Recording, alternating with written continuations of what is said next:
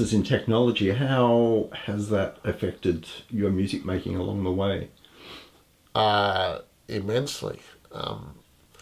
I started off hardware because we couldn't afford computers, and computers really weren't.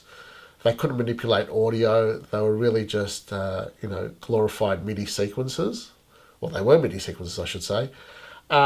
So a lot of the things I was doing was inside the box, and we couldn't afford a lot of gear. So within our kind of my peers and friends, we'd always share gear. And it grew out of that because when you borrowed someone else's gear, you tried to extract as much value you could, in the short period of time that you borrowed it. So, as the technology developed and you can do more and more with gear, then it was like, this is fucking amazing. So, hence why my doctor still insists that I should buy more gear, which I'm doing my best to do. So what's generally the starting point for your music?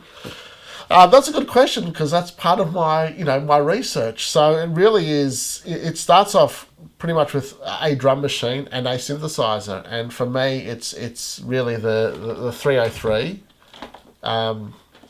with one of the other Roland drum machines, or say one of the Electron boxes, or now even a modular synth as well. So really, it's that 4/4 kick drum is really the foundation.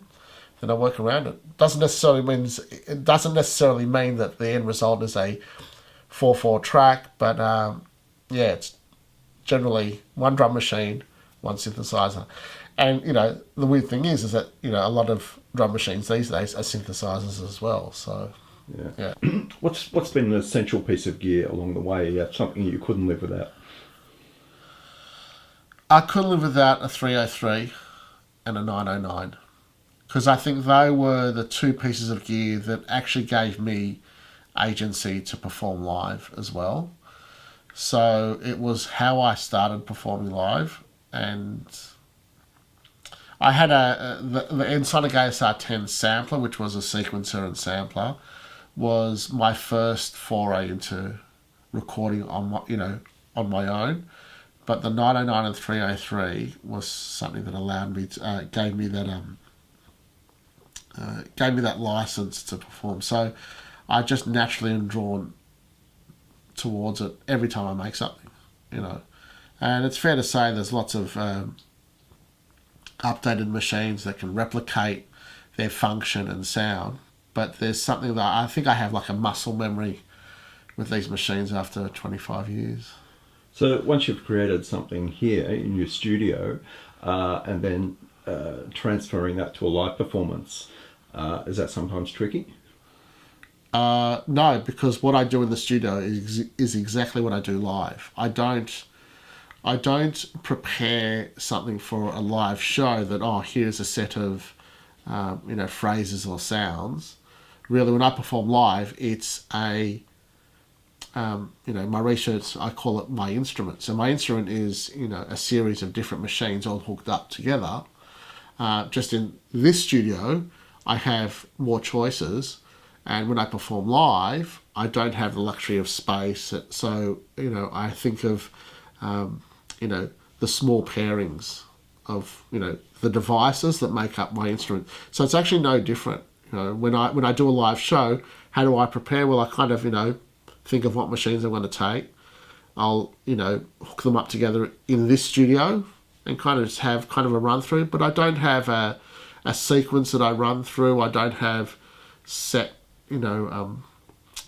set phrases or anything like that. It really is improvised live. Yeah. A lot of electronic artists these days basically work with a laptop, maybe a MIDI controller, Ableton. And I hear they're wonderful things. My mother has a computer, she has this thing called, what's it called? Electronic mail. Yeah, it's wonderful. I think computers are wonderful devices for dumb people. No, look, it's I think software is fantastic, but you're met with no limitation, I think the appeal to analog gear and older gear is because of their limitation and how we extracted, like I was saying, value from these machines that were kind of they were failures when they came out because traditionally trained musicians, were really frustrated by it. But I'm not traditionally trained. I don't understand theory. I don't care. I'm just layering sounds and rhythms, and if it sounds good and the dance floor moves to it, fantastic. This is my Roland 303.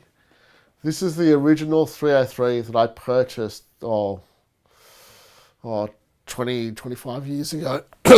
This cost me $40. Here is some of my instrument.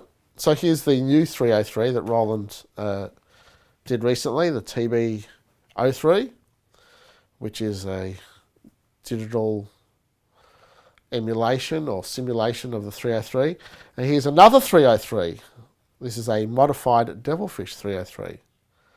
I need more 303s. Modular synth, sampler, booklet easel, shitload of the 808, the 909 drum machine, the 101.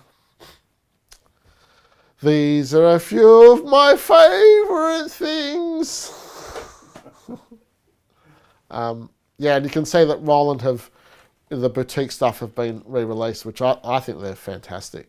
I mean, to take this out as opposed to this is, but there's a quality about this old gear as well that the new gear does quite a good job of replicating, but $400 compared to $4,000. There's something in that. Yeah. This is what I call pretty much my digital section. The JD800, well, the Juno's analog, but the DX100, the TG33, the Electron mono machine, which they don't make anymore. It's a great digital synth, and the Yamaha RM1X is a great groove box. Yeah.